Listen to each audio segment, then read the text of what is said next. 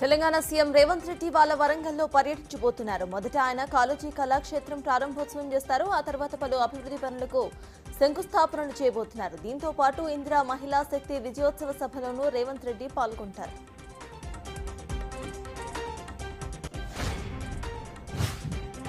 Posani కృష్ణమురళిపై AP CID case నమోదు చేసింది. CM చంద్రబాబుపై పోసాని కృష్ణమురళి అనుచిత వ్యాఖ్యలు చేశారని అభియోగాలు మోపింది సిఐడి. రాష్ట్ర తెలుగు యువత ప్రతినిధి వంశీకృష్ణ చేసిన ఫిర్యాదుతో సిఐడి కేసును ఫైల్ చేసింది.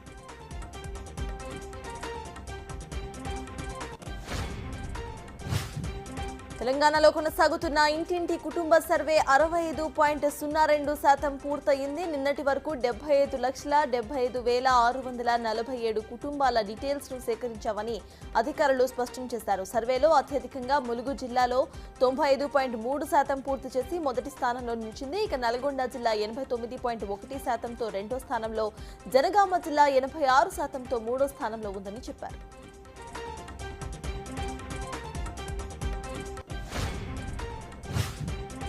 కడప పెద్ద దర్గాను టాలీవుడ్ హీరో రామ్ చరణ్ సందర్శించారు. ఇక్కడ ఆయన కీలక వ్యాఖ్యలు చేశారు. ఖచ్చితంగా ఈ దర్గాకు వెళ్లాలని ఏఆర్ రెహమాన్ చెప్పారని, దీంతో అయ్యప్ప మాలలో ఉండి కూడా వచ్చారని రామ్ చరణ్ తెలిపారు. ఇక మగధీర సినిమా రిలీజ్ కు ఒక్కరోజు ముందు ఇక్కడికి వచ్చారని గుర్తు చేసుకున్నారు ఆయన.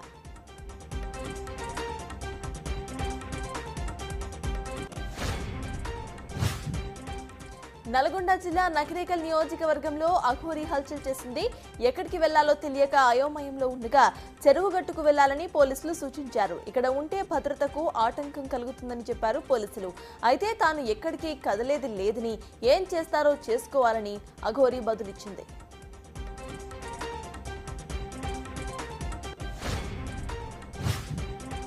మహారాష్ట్రలో ఎన్నికల ప్రచారం ముగిసింది. రేపు ఓటింగ్ జరగబోతోంది. కాంగ్రెస్, బీజేపీ కూటములు హోరాహోరీగా తలపడబోతున్నాయి. ఇక విజయాన్ని రెండు కూటములకు చెందిన అగ్రనేతలు ప్రతిష్టాత్మకంగా తీసుకోవడంతో ఎన్నికల ప్రచారం మాటల తూటాలు పెలుతున్నాయి.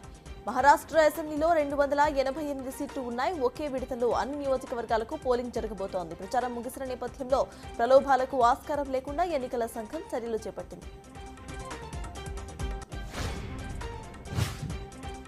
భారత అంతరిక్ష పరిశోధన సంస్థ ఇస్రో మరో ప్రయోగాన్ని విజయవంతం చేసింది. ఇస్రో రూపొందించిన శాటిలైట్ GSAT-20 నింగిలోకి దూసుకువెళ్లింది. ఈ GSAT-20ని స్పేస్ ఎక్స్ కు చెందిన ఫాల్కన్ 9 రాకెట్ ఇటు మోసుకు వెళ్లింది. అమెరికాలోని ఫ్లోరిడా కేప్ కెనవెరల్ నుంచి ప్రయోగం చేశారు.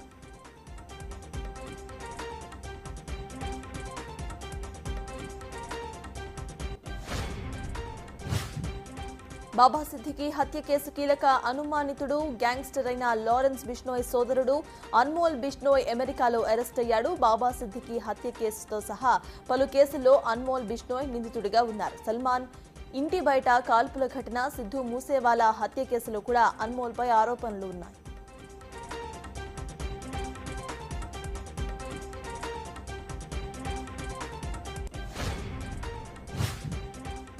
లాటరీ కింగ్ శాంతియాగో మార్టిన్ కు ఈడీ అధికారులు షాక్ ఇచ్చారు.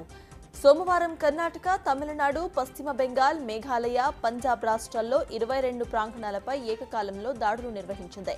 మార్టిన్ అతని సహచరులకు చెందిన పలు డాక్యుమెంట్స్, డిజిటల్ పరికరాలను సేకరించింది. వాటితో పాటు 12.41 కోట్ల నగదును రికవరీ చేశారు.